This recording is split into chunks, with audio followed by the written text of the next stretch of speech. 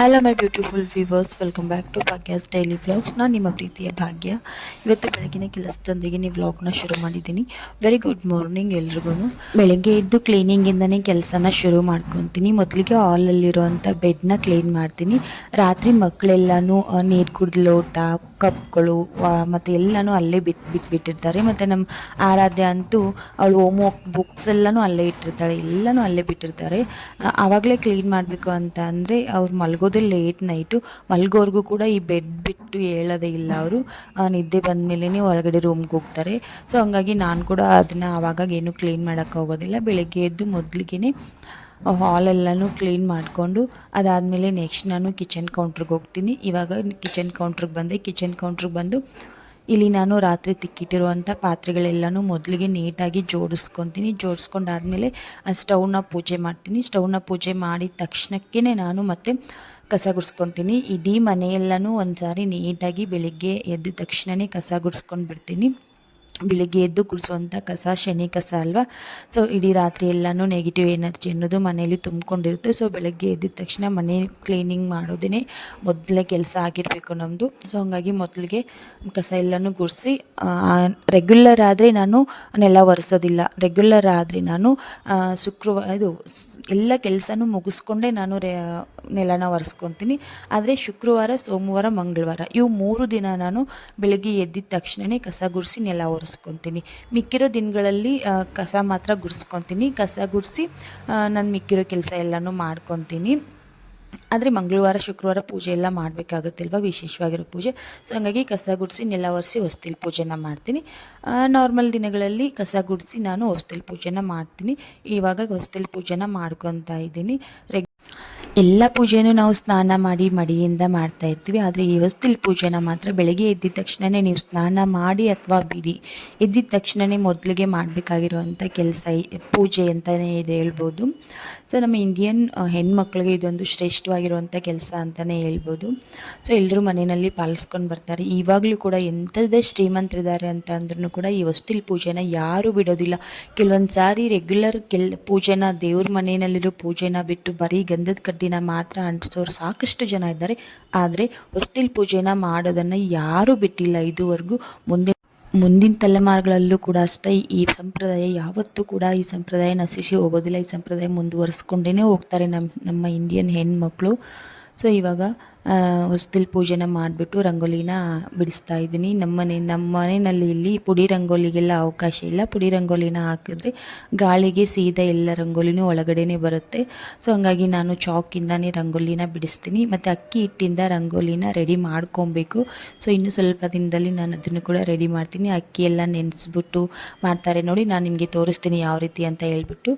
ಇವಾಗ ಎಲ್ಲ ಕೆಲಸನೂ ಹೊರಗಡೆ ಎಲ್ಲ ಕ್ಲೀನಿಂಗ್ ಕೆಲಸ ಮುಗಿಸ್ಕೊಂಡು ಇವಾಗ ನಾನು ಕಿಚನ್ಗೆ ಬಂದಿದ್ದೀನಿ. ಲಂಚ್ ಬಾಕ್ಸ್ ಮತ್ತು ಟಿಫನ್ನ ರೆಡಿ ಮಾಡಬೇಕು. ಇವಾಗ ಮೊದಲಿಗೆ ನಾನು ಅಕ್ಕಿನ ತೊಳೆದು ನೆನೆಯಕ್ಕಿಡ್ತೀನಿ. ಒಂದು 10 ನಿಮಿಷ ಅಕ್ಕಿನ ನೆನೆಸಿ ನಾನು ಅನ್ನ ಮಾಡ್ಕೊತಾ ಇರ್ತೀನಿ. ಸೊ ಇವಾಗ ತೊಳೆದ್ಬಿಟ್ಟು ಅಕ್ಕಿನ ನೆನೆಯಕ್ಕಿಡ್ತೀನಿ.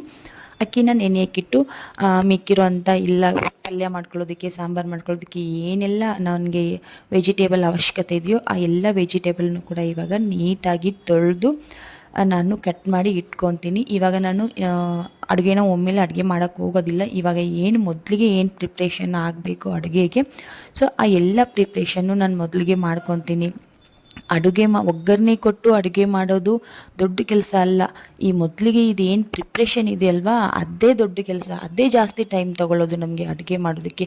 ಸೊ ಹಂಗಾಗಿ ಮೊದಲಿಗೆ ಅದೆಲ್ಲನೂ ಪ್ರಿಪ್ರೇಷನ್ ಮಾಡಿ ಇಟ್ಕೊತೀನಿ. ಇವಾಗ ಯಾವ್ಯಾವ ತರಕಾರಿಗೆ, ಯಾವ್ಯಾವ ಪಲ್ಯ ಮಾಡೋದಕ್ಕೆ ಏನೇನು ತರಕಾರಿಗಳನ್ನ ಕಟ್ ಮಾಡಬೇಕು ಮತ್ತು ಏನೆಲ್ಲ ಮಿಕ್ಸಿ ಮಾಡ್ಕೊಬೇಕು ಅದೆಲ್ಲನೂ ಮಾಡ್ಕೊತೀನಿ. ಮತ್ತು ಹಿಟ್ಟು ನಾದ್ಕೊಳ್ಳೋದು ಕೂಡ ಎಲ್ಲನೂ ಮೊದಲಿಗೆ ಮಾಡ್ಕೊತೀನಿ. ಪ್ರಿಪ್ರೇಷನ್ ಅಂತಾರಲ್ಲ ನೋಡಿ, ಸೊ ಅದನ್ನು ಇವಾಗ ನಾನು ಮೊದಲಿಗೆ ಮತ್ತು ಮಧ್ಯಾಹ್ನ ಊಟಕ್ಕೆ ನಾನು ಲಂಚ್ ಬಾಕ್ಸ್ಗೆ ಏನು ಮಾಡ್ಕೊತಾ ಇದ್ದೀನಿ ಅಂತ ಅಂದರೆ, ಆರಾಧ್ಯ ನಿನ್ನೆ ಏನಾದರೂ ಗ್ರೇವಿನ ಮಾಡುವಮ್ಮ ಅಂತ ಹೇಳಿದ್ಲು. ಸೊ ಹಂಗಾಗಿ ಮನೆಯಲ್ಲಿ ಬೀನ್ಸ್ ಕೂಡ ಸಾಕಷ್ಟಿತ್ತು. ಬೀನ್ಸ್ನ ಬಳಸ್ಕೊಂಡೆ ಇವತ್ತು ಗ್ರೇವಿನ ಮಾಡೋಣ ಅಂದ್ಕೊಂಡು ಬೀನ್ಸಿಂದ ಗ್ರೇವಿನ ಮಾಡೋದಕ್ಕೆ ರೆಡಿ ಮಾಡ್ಕೊತಾ ಇದ್ದೀನಿ. ಇದಕ್ಕೆ ಟೊಮೆಟೊ ಜಾಸ್ತಿ ಬೇಕಾಗುತ್ತೆ. ಸೊ ಟೊಮೆಟೊನ ದಪ್ಪದಾಗಿ ಕಟ್ ಮಾಡಿ ಅದನ್ನು ಮಿಕ್ಸಿ ಜಾರ್ಗೆ ಹಾಕಿದ್ದೀನಿ. ಮತ್ತು ಸೈಡಲ್ಲಿ ಇನ್ನೂ ಬೇರೆ ನಾನು ಟೊಮೆಟೊನ ಕಟ್ ಮಾಡಿದೆ ನೋಡಿ, ಆ ಟೊಮೆಟೊ ಬಂದುಬಿಟ್ಟು ಏನಾದರೂ ಟಿಫನ್ ಮಾಡೋದಕ್ಕೆ ಯೋಚನೆ ಮಾಡ್ತಾ ಇದ್ದೀನಿ. ಓಕೆ ಒಂದು ಸಾರಿ ಅವಲಕ್ಕಿನ ಮಾಡಬೇಕು ಅಂತ ಅನಿಸುತ್ತೆ, ಇನ್ನೊಂದು ಸಾರಿ ಉಪ್ಪಿಟ್ಟು. ಇದೇ ಅಲ್ವಾ ನಮಗೆ ಉತ್ತರ ಕರ್ನಾಟಕದಲ್ಲಿ ರೆಗ್ಯುಲರ್ ಟಿಫನ್ ಬಂದರೆ ಅವಲಕ್ಕಿ, ಉಪ್ಪಿಟ್ಟು, ಚುರುಮುರಿ, ಸೂಸ್ಲ, ಆಮೇಲೆ ಪಲಾವು. ತುಂಬ ವಿಶೇಷ ಅಂದರೆ ಪಲಾವ್. ಮತ್ತು ಇಡ್ಲಿ, ದೋಸೆ, ಪಡ್ಡು ಅಂತ ಅಂದರೆ ವೀಕ್ಲಿ 1 to 2 ಟೈಮ್ಸ್ ಮಾತ್ರ. ಸೊ ಹೌದಲ್ವಾ?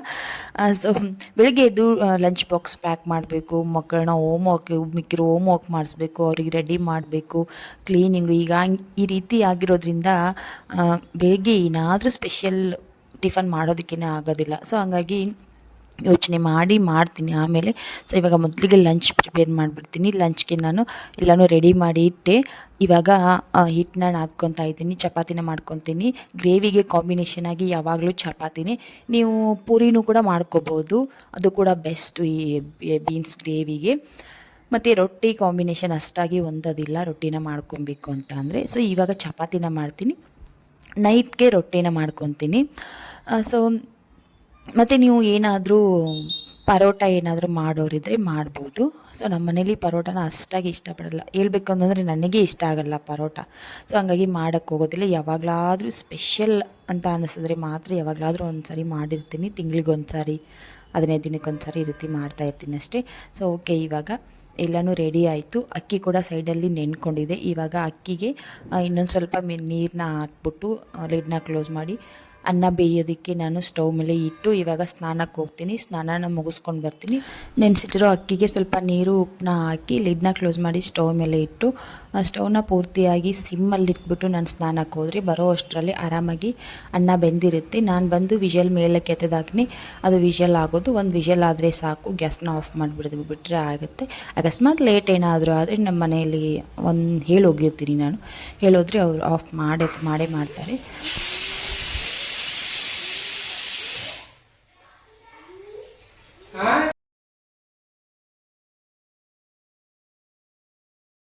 ಓಕೆ, ಸ್ನಾನ ಎಲ್ಲನೂ ಆಯಿತು. ಈಗಾಗಲೇ ನನ್ನ ಹಸ್ಬೆಂಡು ಪೂಜೆನ ಮಾಡಿದರು. ನಾನು ಜಸ್ಟ್ ಬೊಟ್ಟಿಟ್ಕೊಂಡು ನಮಸ್ಕಾರನ ಮಾಡ್ತಾಯಿದ್ದೀನಿ.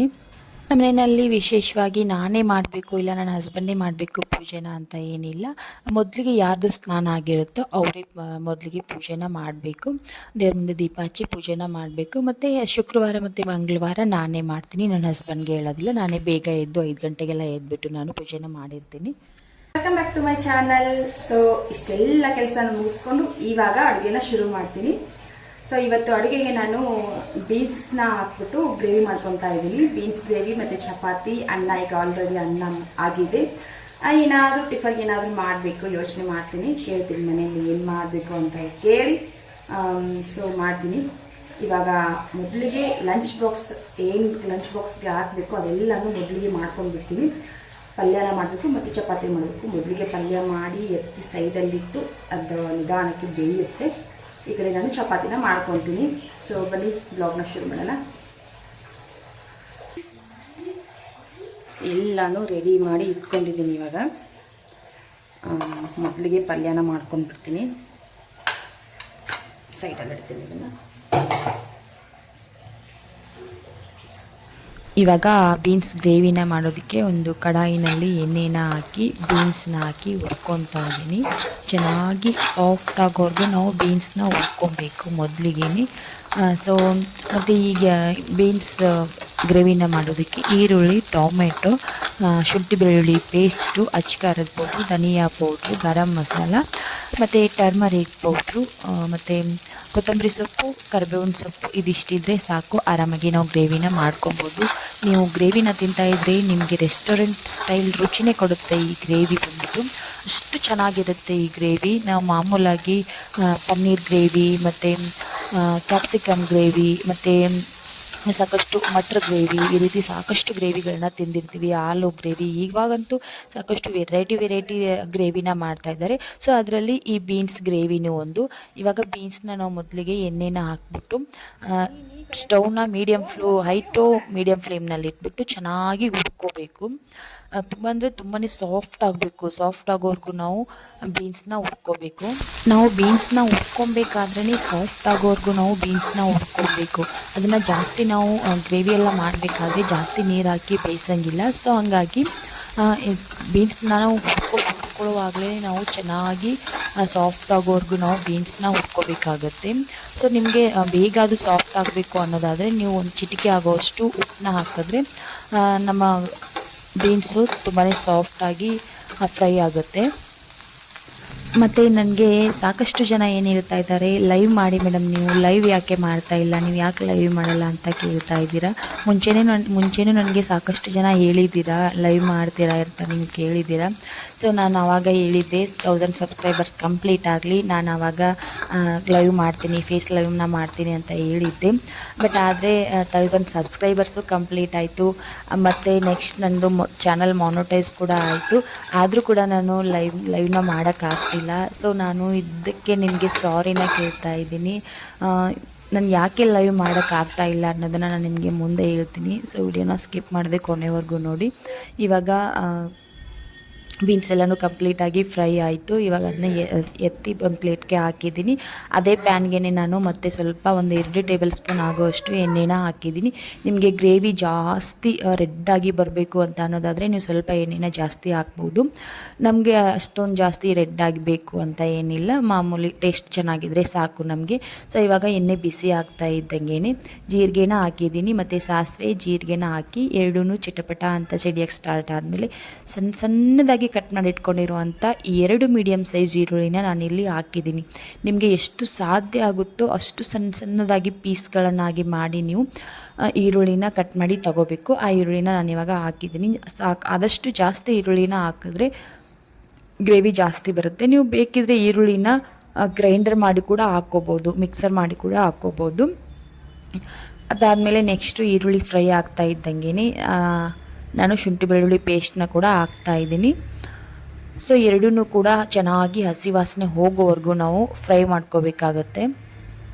ಮತ್ತು ಈ ಗ್ರೇವಿನ ಮಾಡೋದಕ್ಕೆ ನೀವು ಎಣ್ಣೆ ಬದಲಿಗೆ ತುಪ್ಪನೂ ಕೂಡ ಬಳಸ್ಬೋದು. ನಾನಿಲ್ಲಿ ಎಣ್ಣೆನ ಹಾಕಿದ್ದೀನಿ. ಇವಾಗ ಶುಂಠಿ ಬೆಳ್ಳುಳ್ಳಿ ಪೇಸ್ಟ್ ಮತ್ತು ಈರುಳ್ಳಿ ಚೆನ್ನಾಗಿ ಹಸಿ ವಾಸನೆ ಹೋಗೋವರೆಗೂ ಫ್ರೈ ಆಗಿದೆ. ಇವಾಗ ನಾನು ನೆಕ್ಸ್ಟ್ ಇಲ್ಲಿ 1 ಮೀಡಿಯಮ್ ಸೈಜ್ ಈರುಳ್ಳಿನ ಪ್ಯೂರಿ ಮಾಡಿಬಿಟ್ಟು ಹಾಕ್ತಾಯಿದ್ದೀನಿ. ನೀವು ಬೇಡ ಅನ್ನೋದಾದರೆ ಸಣ್ಣದಾಗಿ ಈರುಳ್ಳಿ ನಾನು ಕಟ್ ಮಾಡಿ ತೊಗೊಂಡಿದ್ದೀನಿ ನೋಡಿ, ಆ ರೀತಿಯಾಗಿ ಸಣ್ಣದಾಗಿ ಪೀಸ್ಗಳು ಮಾಡಿ ಕೂಡ ನೀವು ಹಾಕ್ಕೋಬೋದು. ನಾನಿಲ್ಲಿ ಟೊಮೆಟೊನ ಪ್ಯೂರಿ ಮಾಡಿಬಿಟ್ಟು ಹಾಕಿದ್ದೀನಿ. ಈ ರೀತಿ ಹಾಕೋದ್ರಿಂದ ಗ್ರೇವಿ ಚೆನ್ನಾಗಿ ಬರುತ್ತೆ, ಗ್ರೇವಿ ತಿಕ್ಕಾಗಿ ಚೆನ್ನಾಗಿ ಬರುತ್ತೆ, ಟೇಸ್ಟ್ ಕೂಡ ತುಂಬಾ ಚೆನ್ನಾಗಿರುತ್ತೆ ಗ್ರೇವಿದು. ಸೊ ಹಾಗಾಗಿ ನಾನಿಲ್ಲಿ ಮಿಕ್ಸರ್ ಮಾಡಿಬಿಟ್ಟು ಟೊಮೆಟೊ ಪ್ಯೂರಿನ ಹಾಕಿದ್ದೀನಿ.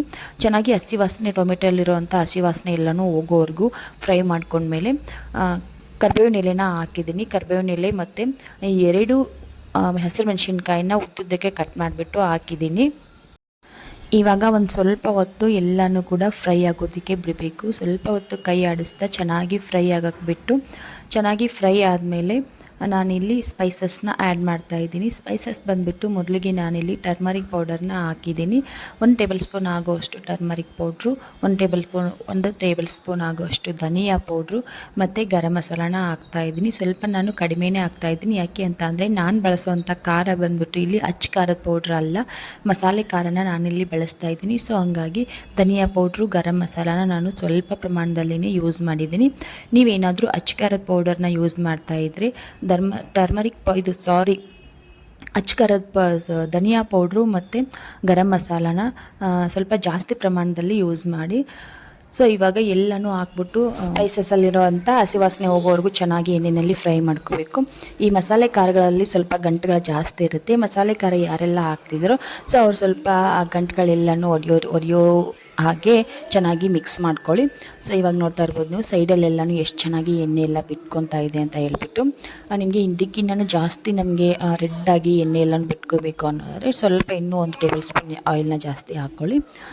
ಸೊ ಆದಷ್ಟು ಎಣ್ಣೆ ನೋಡ್ಕೊಂಡು ಬಳಸಿದ್ರೆ ಒಳ್ಳೆಯದು. ಇವಾಗ ನಾನು ಇಲ್ಲಿ ಹಾಕ್ತಾ ಇರೋದು ಬಂದುಬಿಟ್ಟು ಇದು ರುಬ್ಬಿಟ್ಕೊಂಡಿರೋಂಥ ತೆಂಗಿನಕಾಯಿನ ಹಾಕ್ತಾ ಇದ್ದೀನಿ. ಇದು ಆಪ್ಷನಲ್ಲು, ಬೇಕು ಅಂದರೆ ಹಾಕ್ಕೋಬೋದು, ಬೇಡ ಅಂದರೆ ಸ್ಕಿಪ್ ಮಾಡ್ಬೋದು. ನಾನಿಲ್ಲಿ ಒಣ ಕೊಬ್ಬರಿನ ತುರಿದು ರುಬ್ಬಿ ಹಾಕ್ತಾಯಿದ್ದೀನಿ. ನಿಮ್ಮ ಹತ್ರ ಹಸಿ ಕೊಬ್ಬರಿ ಇದ್ದರೆ ಅದನ್ನು ಕೂಡ ನೀವು ಬಳಸ್ಕೋಬೋದು. ಇಲ್ಲ ಮತ್ತು ನಾವು ಗೋಡಂಬಿ ಏನಾದರೂ ಯೂಸ್ ಮಾಡ್ತೀವಿ ಅನ್ನೋದಾದರೆ ಗೋಡಂಬಿನೂ ಕೂಡ ಚೆನ್ನಾಗಿ ರುಬ್ಬಿ ಆ ಹಾಲನ್ನು ಕೂಡ ಹಾಕ್ಬೋದು, ಗೋಡಂಬಿ ಹಾಲನ್ನ. ಇದನ್ನ ಹಾಕೋ ಉದ್ದೇಶ ಏನಪ್ಪ ಅಂತಂದರೆ ಜಾಸ್ತಿ ಗ್ರೇವಿ ತುಂಬಾ ತಿಕ್ಕಾಗಿ ಚೆನ್ನಾಗಿ ಬರುತ್ತೆ, ಟೇಸ್ಟ್ ಕೂಡ ಚೆನ್ನಾಗಿರುತ್ತೆ ಅಂತ ಹಾಕ್ತೀವಿ ಅಷ್ಟೇ. ಸೊ ಇವಾಗ ಹಾಕ್ಬಿಟ್ಟು 1-2 ನಿಮಿಷ ಚೆನ್ನಾಗಿ ಲೋ ಫ್ಲೇಮ್ನಲ್ಲಿ ಬೇಯಿಸ್ಕೊಂಡ್ಮೇಲೆ ಈ ರೀತಿ ಎಣ್ಣೆ ಎಲ್ಲನೂ ಬಿಟ್ಕೊಳ್ಳುತ್ತೆ ಸೈಡಲ್ಲಿ, ಹಸಿ ವಾಸನೆ ಎಲ್ಲನೂ ಹೋಗಿ ಎಣ್ಣೆ ಬಿಟ್ಕೊಳ್ಳುತ್ತೆ. ಸೊ ಇವಾಗ ನೋಡಿ ಎಷ್ಟು ಚೆನ್ನಾಗಿ ಗ್ರೇವಿ ರೆಡಿಯಾಗಿದೆ ಅಂತ ಹೇಳ್ಬಿಟ್ಟು. ಇವಾಗ ಗ್ರೇವಿ ಎಲ್ಲನೂ ಚೆನ್ನಾಗಿ ಮಿಕ್ಸ್ ಮಾಡಿಕೊಂಡು ಕೆಳಗಡೆ ತಳ ಎಲ್ಲ ಹಿಡಿಯದೇ ಇರೋ ರೀತಿ ನಾವು ನೋಡ್ಕೋಬೇಕಾಗುತ್ತೆ. ನೀವು ನೋಡಿ ಎಷ್ಟು ಚೆನ್ನಾಗಿ ಬಂದಿದೆ ಅಂತ ಹೇಳ್ಬಿಟ್ಟು, ಅಷ್ಟು ಸೂಪರಾಗಿ ಟೇಸ್ಟ್ ಅಂತೂ ತುಂಬಾ ಸಖತ್ತಾಗಿರುತ್ತೆ ಈ ಬೀನ್ಸ್ ಗ್ರೇವಿದು ಬಂದುಬಿಟ್ಟು. ಸೊ ಇವಾಗ ನೆಕ್ಸ್ಟ್ ನಾವು ಆವಾಗಲೇ ಹುರಿದಿಟ್ಕೊಂಡಿರೋ ಅಂಥ ಬೀನ್ಸ್ನ ಹಾಕ್ತಾಯಿದ್ದೀನಿ.